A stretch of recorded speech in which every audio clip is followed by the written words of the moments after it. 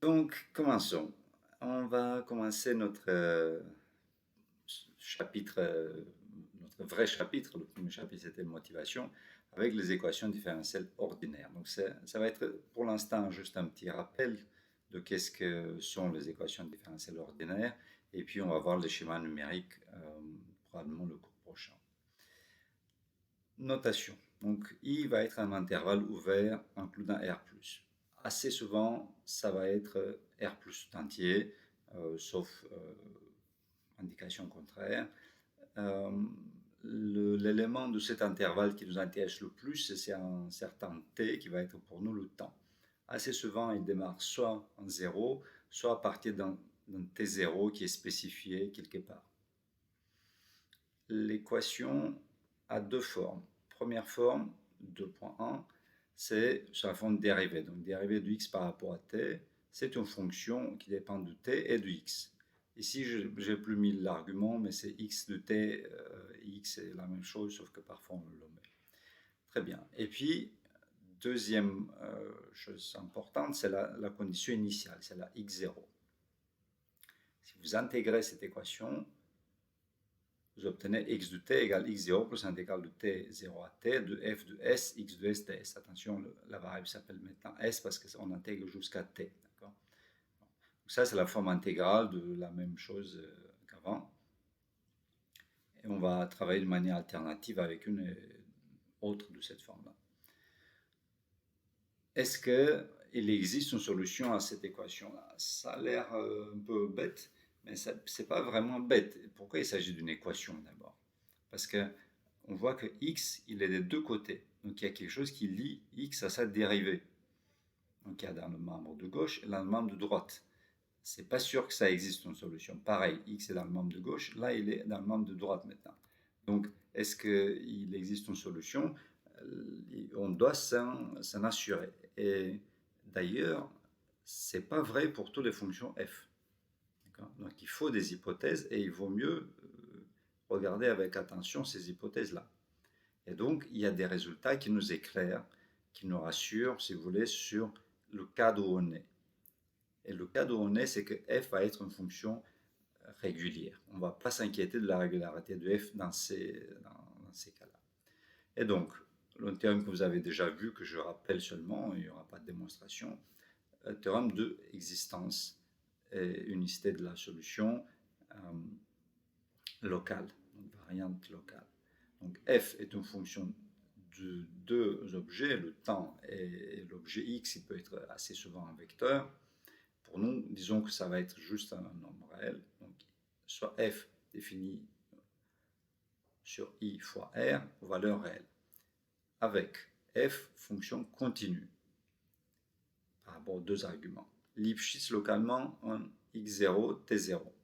Qu'est-ce que ça veut dire qu'elle est Lipschitz localement? Ça veut dire qu'on a cette inégalité-là, f de t x1 moins f de t x2 est inférieur à une constante fois x1 moins x2, où t est quelque part entre t0 et t, et puis x1, x2 autour de x0. Et dans ces cas-là, il existe un tout petit epsilon, tel que le problème de Cauchy qu'on vient de voir tout à l'heure, c'est le 2.1 par exemple, celui-là. Donc il admet une solution locale unique. Et c'est un peu drôle, l'intervalle il est avant et après T0. D'accord. Ça veut dire que si on connaît aujourd'hui ce qui se passe pour un modèle déterministe comme celui-là, on connaîtra ce qui s'est passé hier, ça veut dire l'historique d'où ça vient. Et on connaîtra aussi le futur à un horizon epsilon. Vous voyez qu'epsilon, on ne le contrôle pas. Il peut être très petit ou peut-être il est plus gros, on n'en sait rien. Et puis ici, x est une fonction de classe C1. Ça veut dire qu'elle est dérivable, la dérivée continue. Ce n'est pas le seul résultat qu'on a. Il y a aussi une variante globale. Pourquoi on a besoin de variante globale? On peut se dire, oui, mais après tout, bon, je peux mettre bout à bout des petites bouts locales. Il va de T0 en T0 plus epsilon, de T0 plus epsilon en T0 plus epsilon plus encore quelque chose, et ainsi de suite. c'est pas garanti que ça avance beaucoup comme ça. Parce que vous avancez un tout petit peu, tout petit peu. Par exemple, si vous avancez 1 sur 2 puissance n, bah, ça va vite s'arrêter, même si chaque fois vous avancez un tout petit peu, mais vous avancez tellement peu que la série est sommable, vous dépassez jamais un certain moment. Donc, celle-là, elle vous donne localement des propriétés, la version précédente, mais elle ne vous dit pas, par exemple, que la solution existe sur 0,1. Mais il y a un autre résultat qui le dit. Et donc, Cauchy-Lipschitz variante globale, donc sur les mêmes hypothèses que le théorème de 1, si elle est la même pour tout Rx, ça veut dire rayon de la boule, en gros si le R est indépendant du X, et il a même, pareil, il ne dépend pas du X0, alors la solution globale existe et est unique. Et ça veut dire solution globale, ça veut dire que l'intervalle de temps, il est illimité. Ça veut dire que ici, on peut mettre epsilon égale infini de ce côté-là, du côté droit de l'intervalle. Et en fait, il y a une généralisation de ceci qui dit que l'existence globale est vraie même si on peut trouver une fonction alpha telle qu'on est ça. Ça veut dire que notre L de tout à l'heure, elle peut dépendre du temps. Lisons un peu cette inégalité là, f de tx1 moins f de tx2 inférieur à alpha de t. Elle dépend de t, mais elle est continue, module d'x1 moins x2. Très bien. Voyons pour quelques fonctions importantes. Ça ne veut pas dire qu'elles sont compliquées, mais elles sont vraiment importantes et ça donne vraiment le goût de qu'est-ce qui se passe. Fonction linéaire d'abord. Là, il n'y a pas plus simple que ça. Enfin, il y a aussi la fonction constante, mais bon. Ici, c'est une fonction linéaire avec R constante, donc le coefficient constant. Est-ce qu'elle satisfait les hypothèses? Voyons un tout petit peu. F de tx1 moins f de tx2, ça veut dire quoi? Ça veut dire le module de rx1 moins rx2, ça veut dire module de r fois module de x1 moins x2. Est-ce qu'elle est bornée par quelque chose de ce type-là? Oui, en fait, c'est borné même avec une constante, et puis on peut mettre L égale module de R, et ça marche. F de tx1 moins f de tx2 inférieur à module de R fois x1 moins x2, puisque c'est égal. Donc, x' égale R fois x a une solution globale. Ça, je crois que vous l'avez déjà vu, mais ça rassure un peu de retrouver nos intuitions. Autre exemple, f de tx égale 5 sur x moins 3. Bon. Pourquoi il y aura un problème? En fait, faisons le calcul. 5 sur x moins 3, donc ça fait 5 sur x1 moins 3 moins 5 sur x2 moins 3. On voit qu'il n'y a pas de dépendance en t dans la fonction f.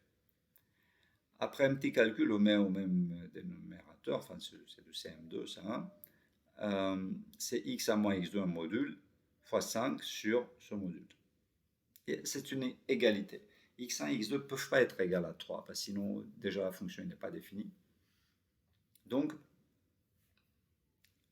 celle-là peut s'écrire dès que f de tx1 et f de tx2 peuvent s'écrire. Mais est-ce qu'on a une constante L? La constante L devrait être quelque chose qui majore ça. Donc, il y a existence locale pour une constante L de ce type-là, suprêmement de sur x1 et x2 dans un voisinage de 5 sur x1 moins 3 et x2 moins 3.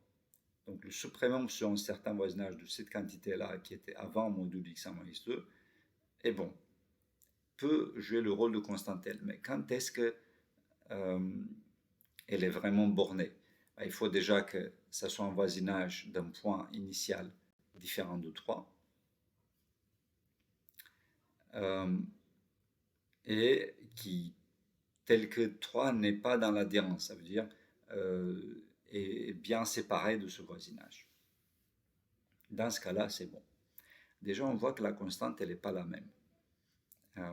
On ne peut pas en déduire une existence globale. D'accord? Donc, dès que la solution touche 3, c'est très délicat.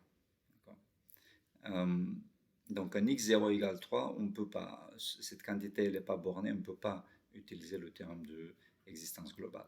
Par contre, pour tout x0 différent de 3, il y a existence locale de toute façon. Bon. Donc, voilà les deux termes qu'on va utiliser pour l'existence. Et maintenant, on va passer au but de ce chapitre, la description des schémas numériques.